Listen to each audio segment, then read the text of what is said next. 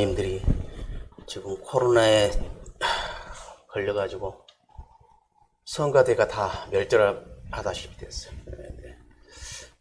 우리 저우심터 삼촌들과 우리 또 교회 자체로는 아직 아무런 피해가 없어서 얼마나 감사한지 모르겠어요. 우리가 그런 것들을 감사할 줄을 알아야 합니다.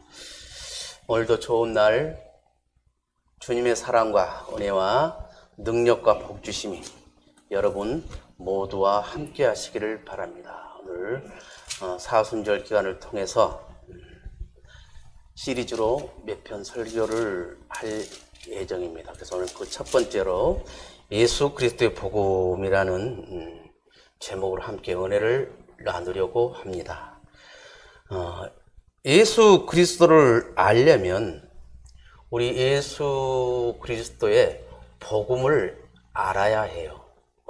복음을 알게 되면 예수님이 어떤 분이다 그것을 자연스럽게 알게 됩니다. 복음이라는 것은 문자 그대로 기쁜 소식이다 그 말이에요.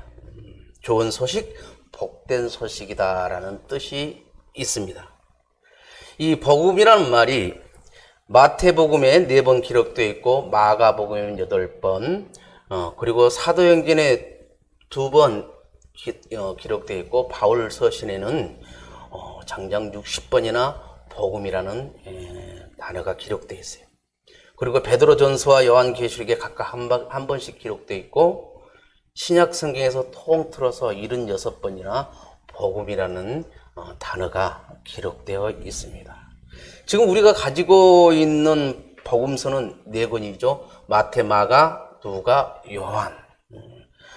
이 복음서의 특징은 모두가 다 예수 그리스도의 생애 그리고 예수 그리스도의 가르침과 교훈 그리고 기적 등이 기록되어 있어요. 그리고 예수 그리스도의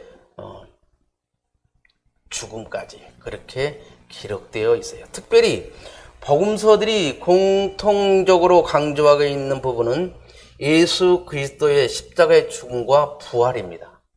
그러니까 우리는 예수님의 십자가 죽음과 부활을 정확히 알게 되면 성경 전체를 안다고 해도 과언이 아니에요. 성경 전체를 다 들여다보면 예수라는 것으로 집약이 함축이 됩니다. 그런데 예수님이 십자가에 죽으시고 부활하신 그 과정들, 왜 예수님이 오셔서 죽어야 했고 하나님이신 그 예수님이 그분이 왜 육신의 몸을 입고 생육신하여서 십자가에 달려 돌아가시고 3일 만에 그렇게 부활을 할 수가 있었는가, 그 모든 것들을 우리가 알게 되면 예수 그리스도에 대해서 정확히 알게 되는 것이에요.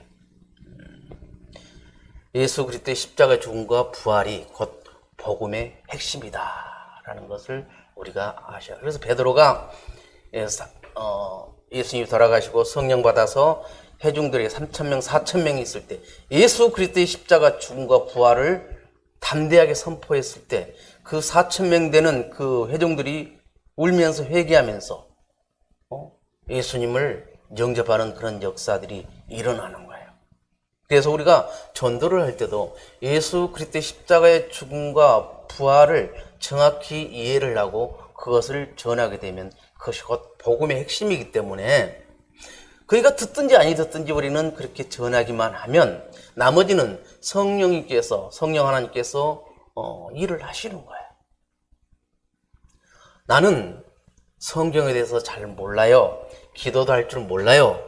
찬송가도 잘 모르는데요. 무슨 전도입니까? 라고 질문할 때 그러면 다른 건 필요 없습니다. 그러면 예수 그리스도의 십자가 죽음과 부활에 대해서만 정확히 알고 그것을 전하십시오. 라고 목사님들이 강조를 하세요. 저도 마찬가지입니다. 우리 성도님들이 예수 그리스도의 십자가 죽음과 부활을 정확히 알게 되면 그것이 곧 복음이다. 왜 복음이냐? 예수 그리스도의 십자가에 죽으심으로 해서 그 십자가를 돌아가신 예수님을 우리가 믿기만 하면, 그리고 3일 만에 부활하신 우리 예수님을 믿기만 하면 내가 구원을 받기 때문에 그것이 곧 복음이다 그 말이에요. 우리가 전도를 할 때 교회 한번 갑시다 보통 그렇게 해요. 예수 믿으세요 라고 말씀들을 합니다. 그러나 어떤 이야기가 대화가 될 때는 예수 그리스도의 십자가 죽음과 부활에 대해서 담대하게 증거할 수 있어야 합니다. 나는 목사님 아무것도 몰라요. 그런데 보세요. 자꾸 듣다 보면 나도 모르게 그것이 입력되어 있다가 필요할 때 나옵니다. 그래서 우리는 모른다고 하지 말고 열심히 말씀을 들어야 돼요. 말씀을 들음으로 인해서 믿음이 생기는 것이거든요. 그 믿음을 가지고 우리가 담대하게 복음을 전한 것입니다. 복음서가 네 권인 것은 나름대로 특징이 있기 때문에 그래요. 복음서의 공통적인 것도 있지만 서로 다른 특징을 가지고 있어요. 마태, 마가, 누가복음 이 사복음 중에서 특별한 특징을 가지고 있는 것이 바로 요한복음이에요. 그래서 마태, 마가, 누가복음 거의 같은 특징, 내용도 비슷해요. 그래서 그것을 공관복음이라 그래요. 마태, 마가, 누가를 공관복음이다 그렇게 합니다. 그래서 여기다가 요한복음을 합치면 사복음서라고 그래요. 제가 항상 그렇게 말씀드리잖아요. 마태, 마가, 누가복음을 설명해서 마태는 어떤 내용이고 마가복음은 어떤 내용이고 누가복음은 어떤 내용이고 요한복음은 어떤 내용이라고 제가 여러분들에게 몇 번이나 강조를 했었어요. 마태복음에서는 유대인들이 예수님을 기다렸던 메시아라는 사실을 증거하기 위해서 기록되어 있어요.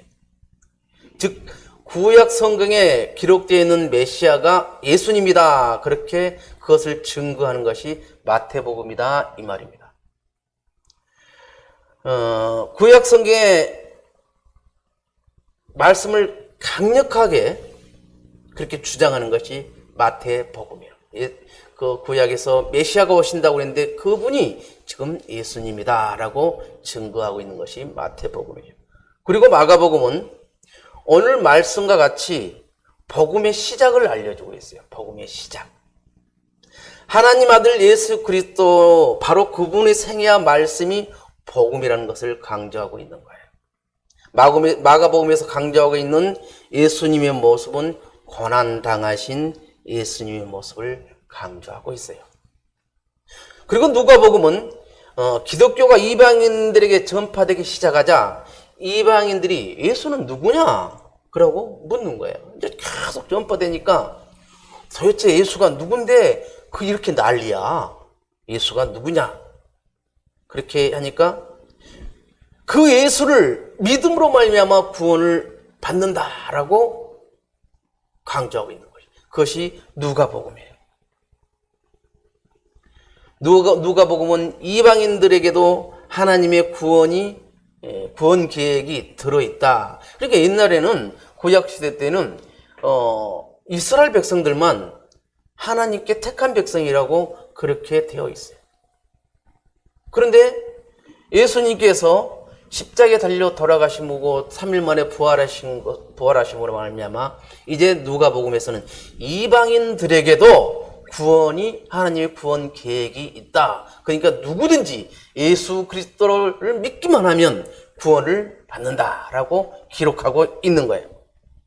그리고 요한복음 20장 31절을 기록 목적같이 예수 그리스도가 하나님의 아들이심과 누구든지 아들을 믿으면 영생을 얻게 하기 위함이라. 아멘. 라고 그렇게 기록되어 있는 거예요. 그러면서 요한복음 3장 16절에 뭐라고요? 하나님이 세상을 이처럼 사랑하사 독생자를 주셨으니 이는 저를 믿는 자마다 멸망치 않고 영생을 얻게 하려 하심이라. 지금 뭐예요? 요한복음엔 영생을 강조하고 있는 거예요. 온 인류 사람들에게 복음을 통하여서 구원받고 있는 것을 가르쳐주고 있습니다. 그러면 복음서가 왜 기록되어 있는가? 예수 그리스도의 그 복음을 알리는 사복음서가 왜 기록되었는가? 첫째, 초대교회가 처한 사회적인 상황과 밀접한 관계가 있어요. 이 말은 무슨 말이냐면 사도행전을 보면 초대교회가 놀랍도록 빠르게 부흥을 하게 됩니다. 교회가 각 처에 세워지게 돼요. 그러니까 이 성도들을 가르쳐야 할 지도자들이 부족해요. 그래서 그 지도자들을 대신하기 위해서 복음서가 기록된 거예요. 교회가 많이 세워지고 성도들이 늘어났는데 그들에게 성경을 가르쳐 줄 수 있는 지도자가 부족하니까 이제는 이렇게 기록되어서 읽으면서 아하 그렇구나 깨닫게 하시는 거예요. 예를 들자면 사도 바울이 가는 곳마다 복음이 전해지고 교회가 세워졌어요. 그런데 그곳에 지도자를 세워야 되는데 지도자를 세울 수 없을 정도로 이렇게 많이 그 교회가 세워지게 되는 거예요. 그러면서 또 나름대로 사도 바울이 감옥에도 가게 되고 또 매도 맞고 되고 그렇게 할 때 이제는 지도자를 세울 수 있는 그런 상황이 아니니까 자, 쓰기 시작하는 거죠. 성경을 기록하여서 그것을 편지로 보내고 그것이 바울 서신이에요. 그렇게 하면서 그것을 보고 읽고 아하 예수님이 이렇게 우리에게 사랑하시고 우리를 사랑하시고 우리에게 구원을 주시고 우리가 이렇게 살아갈 수 있는 힘을 주시는 거라. 예수 그리스도 안에 생명이 있고 예수 그리스도 안에 능력이 있고 예수 그리스도 안에 복이 있구나. 그것을 알려주는 책이다. 성경이다. 그 말입니다. 이처럼 예수 그리스도 복음이 많은 사람들에게 알려지게 하기 위해서 복음서를 기록했어요. 그 시절에는 이렇게 두껍게 66권이 하나로 모아진 것이 아니라 쪽복음이라 그래요. 마태복음 한 권 딱 해서 그렇게 돌려지게 된 거예요. 그렇게 하면서 읽어지게 되고. 그리고 이제 이 사복음서가 기록된 이유는 두 번째는 사도들의 죽음에서 찾아볼 수가 있는데요. 고린도전서 15장 6절의 말씀과 같이 고린도전서가 기록될 당시에 많은 사도들이 죽어가고 있는 것을 볼 수 있어요. 예수 그리스도를 따랐고 예수 그리스도로 하여 교육을 받았고 또한 예수 그리스도를 목격했던 제자들이 하나 둘씩 죽어가자 이 죽어가는 것이 자연사로 죽는 것이 아니라 핍박을 당해서 고난을 당해서 순교하게 되는 것이죠. 그 제자들이 죽게 되자 그들을 통하여 들었던 예수 그리스도의 복음을 기록에 남길 이유가 생기는 거예요. 저 사람이 예수 그리스도와 함께 하셨고 함께 했고 예수 그리스도의 모든 것을 알고 있는데 저 사람이 또 죽어버리면 순교해버리면 그걸 어떻게 하냐. 그래서 그것을 기록하게 된 계기가 이 사복음서가 기록된 계기였다. 그 말입니다. 그리고 세 번째로 많은 사람들에게 예수 그리스도를 조금 더 확실하게 그리고 자세하게 알려야 할 필요가 있었어요. 그래서 복음서를 기록하게 된 것입니다. 말로 전하는 것은 한계가 있어요. 또 잊어버려요. 저는 특별히 요즘 말을 들었는데 분명히 전할 수 있다고 생각했는데 잊어버린 생각이 안 나요. 그래서 될 수 있으면 막 적고 문자로 남기고 그러는데 말로 전할 때는 한계가 있는 거예요. 그래서 문서로 정해서 많은 사람들에게 전할 필요가 있었던 거예요. 그래서 우리가 복음이라는 말을 참 많이 해요. 마태복음, 마가복음, 누가복음, 요한복음. 그래서 복음이란 말이 왜 생겼느냐? 이 복음이란 말 뜻이 무엇이냐? 이것을 우리가 한번 알아야 하는데요. 복음이란 말이 첫 번째로 생긴 것이 군사적 용어로 생겼어요. 즉 무슨 말이냐면 전쟁이 벌어졌어. 전쟁이 벌어졌는데 우리가 지금 지게 되면 우린 전부 다 죽거나 종으로 팔려가거나 종으로 가거나 핍박을 당하고 나라에 있는 잃은 서름으로 고통을 받게 되는 것. 그런데 전쟁에서 이겼어. 전쟁에 이겼다 지금처럼 전화로 우리 이겼어 그 말을 할 수가 없잖아요. 그래서 사람이 막 죽기 살기로 달려와서 우리가 이겼다라고 전하는 거예요. 이겼다는 승리의 소식이 복음이에요. 그것이 뭐예요? 대표적인 게 마라톤을 유래가 됐던 그 전쟁에서 그 한 병사가 죽기 살기로 42.195km를 달려서 우리가 이겼다라고 승리의 소식을 전해준 거예요. 그것이 군사적인 용어로 승리가 복음이었다. 이제는 우리는 전쟁에서 이겼기 때문에 종이 되지 않고 핍박을 받지 않고 죽지 않아도 된다. 얼마나 기쁜 소식. 그래서 이 전쟁 용어로 복음이 생겼고 두 번째는 정치적인 용어로 또 생겼어요. 이 정치적인 용어라는 것은 왕이 이렇게 있는데 왕자가 생겼어요. 그럼 굉장히 기쁜 말이거든요. 그 사람이 왕이 되고 황제가 되고 나서 굉장히 기뻐요. 황제라는 그 시절에는 황제는 하나님의 자리였어요. 마치 신으로 여길 정도로 그렇게 된 거예요. 그러니까 쉽게 말하면 네로 왕제 같은 경우는 그 시대에 하나님보다 더 영향력이 있다고. 그래서 네로가 하나님이라고 그랬어요. 수많은 사람들을 마음대로 죽이고, 로마 시내를 다 불태워버리고 기독교인들이 저렇게 불질렀다 그러면서 우리 기독교인들을 핍박하고 그렇게 할 정도로 엄청난 권력을 갖고 있었던 거예요. 그 황제가 됐을 때 이제 뭐예요? 특별 사면이라는 거 있잖아요. 그런 식으로. 또 그 왕의 자식이 태어났을 때 기쁜 소식에, 야, 다음 황제로 자리에 이어갈 이 아들이 태어났다. 자, 기쁜 소식이다. 죄수들을 해방시켜줘라. 풀어줘라. 이렇게 되는 거예요. 그래서 평생 노예로만 살아야 했던 그들이 해방되어서 노예가 아닌 일반인으로서 살아가게 하는 거예요. 그래서 정치적인 용어로 또한 복음이 생겼던 거예요. 그리고 가장 중요한 것이 구약 성경에서 그 뜻을 찾을 수가 있어요. 복음이란 것이. 구약 시대 때 복음을 무엇이라고 했냐면 두 가지 면으로 볼 수가 있어요. 그 중에 하나가 출애굽기예요. 출애굽기. 애굽에서 이스라엘 백성들이 노예로 그렇게 핍박을 받으면서 살고 있었어요. 그런데 모세가 노예로 고통받는 자기 백성들에게 애굽을 탈출하자라고 말한 이것이 기쁜 소식이에요. 더 이상 우린 노예로 종으로 살아갈 이유가 없다.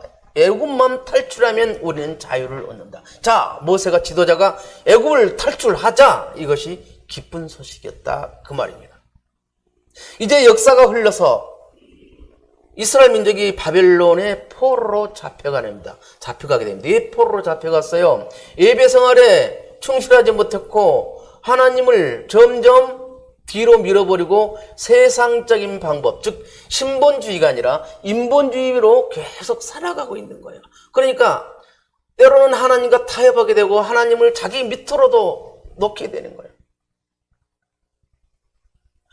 이스라엘 백성들이 모세가 시내산에 십계명을 받으러 올라갔을 때 그 아래에 있던 아론과 그 장로들, 그 사람들이 금으로 송아지를 만들어 놓고 이것이 하나님이다라고 하는 거예요. 그런데 우리가 생각해 볼 필요가 있습니다. 금으로 왜 황소, 큰 소를 만들 수도 있는데 왜 송아지로 만들었다 이거지. 그러면 그래 놓고 송아지로 만들어 놓고 이것이 하나님이다 그러면서 우리가 예배드리자 이 송아지한테 우리가 기도하자 그렇게 하는 거예요. 그럼 생각해 봅시다. 큰 황소는 사람이 마음대로 할 수가 없어요.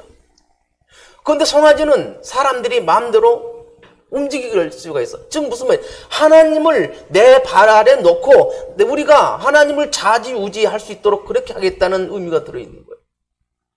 그만큼 하나님의 이름을 망령되이 일컫던 사람들이 그 이스라엘 백성들이었어요. 그렇게 하나님을 멸시하고 망령되이 하던 그런 사람들이 계속하면서 신앙생활을 헛되이 하게 되는 거예요. 그러니까 어떻게요? 바벨론에게 잡혀서 나라가 잡혀서 이스라엘 백성들이 바벨론의 포로로 잡혀 들어가는 거죠. 그렇게 하면서 엄청난 시련을 겪죠. 너무나 힘들어서 바벨론 강가에서 그 사람들이 모여 있는데 거기서 이스라엘 쪽을 바라보면서 울고 있는 거야. 그러니까 그 관리들이 바벨론의 관리들이 야 그거 한다고 되냐 임마 누구 노래 좀 불러봐라 하면서 막 조롱할 정도로 그렇게 하는 거야. 전에 언젠가 제가 말했을 겁니다. 바벨론 강가 따라라라라라라라 그 바벨론이란 그 강가 그 노래가 시편 137편에서 나왔다고 말씀을 드렸습니다. 그리고 우리가 복음성가에서 사막에 샘이 넘쳐 흐르리라, 이것이 히브리인들의 민요였어요. 그런데 그런 것도 거기서는 자기들 마음대로 부를 수가 없는 거예요. 예배도 드리지 못하게 됐으니까. 그러니까 어떻게 해요? 고통, 고난 속에서 슬피 울면서 이스라엘 쪽을 바라보면서 시온을 바라보면서 우는 거예요. 이때 뭐예요?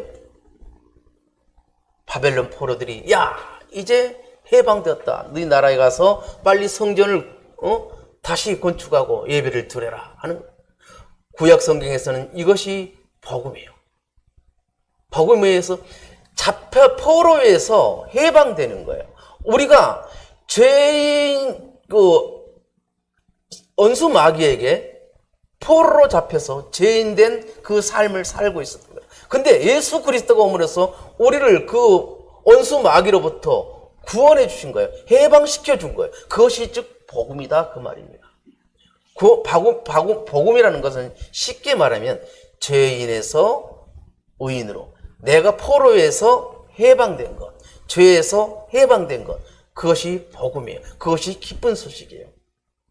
제가 병원에 있을 때는 참 그런 혼자 생각을 많이 했어요. 이 환자들에게 가장 기쁜 소식이 뭘까? 성경에서 예수 그리스도께서 나를 위해서 돌아가시고 내가 구원받았다는 그 소식보다 더 기쁜 소식은 당신 이제 건강합니다. 다 나았습니다.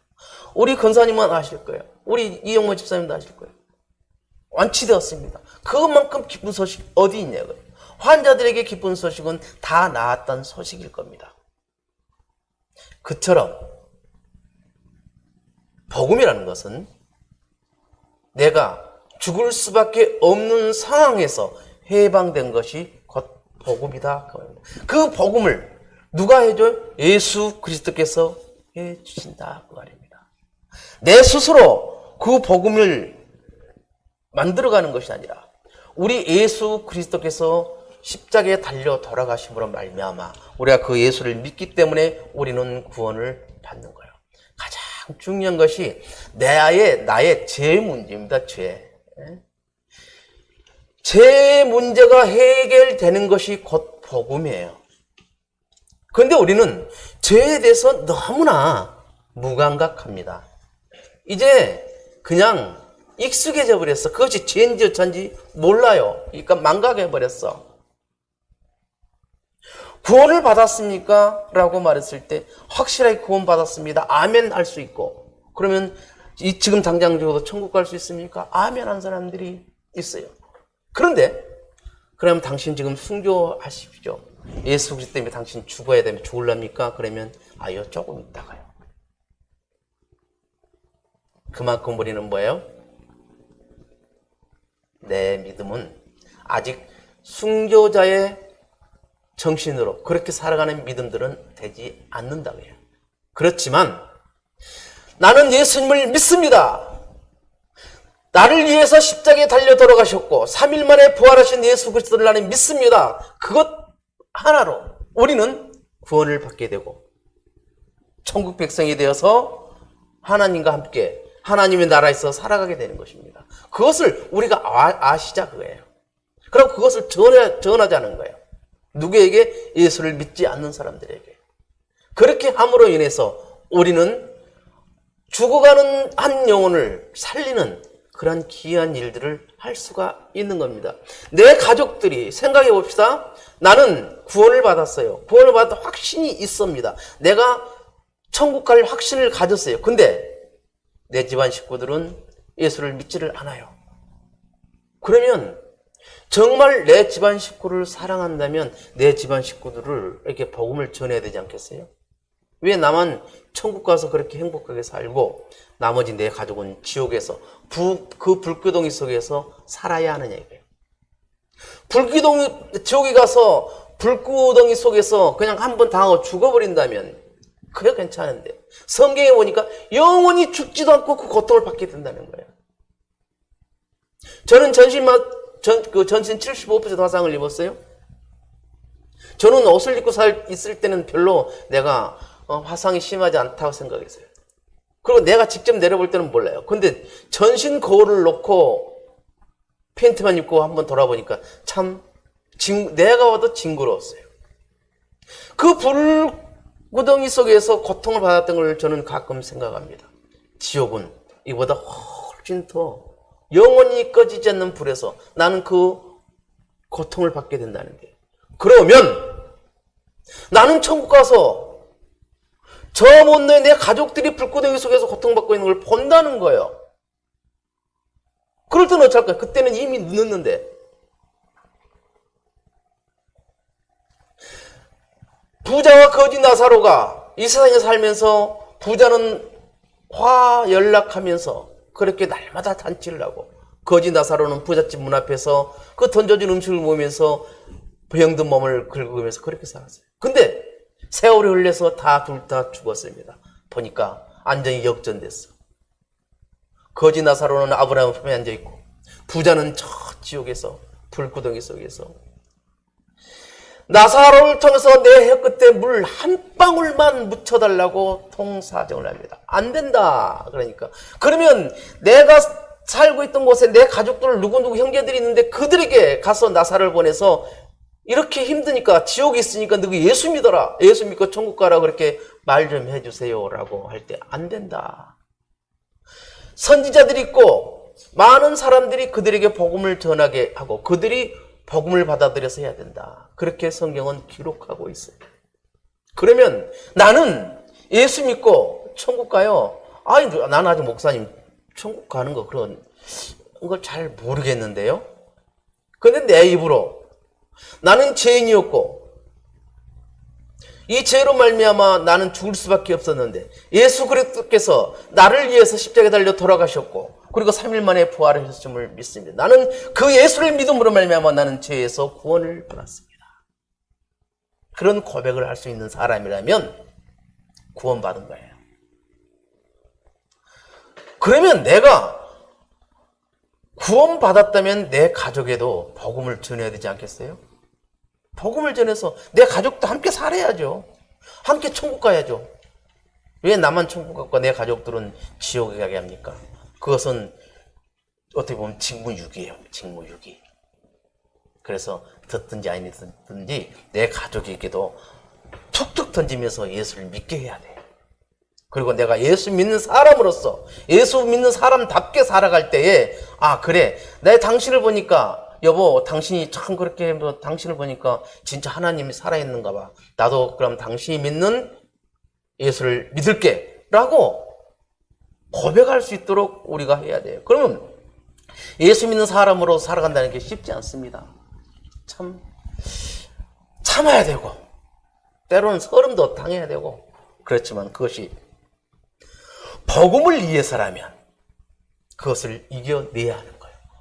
그럴 때에 어떻게 해요? 우리는 그 영혼을 지옥에서 천국으로 인도할 수 있는 겁니다. 그래서 그 영혼을 죽어가는 영혼을 살렸다는 그 기쁨을 우리들이 누릴 수 있어야 돼요.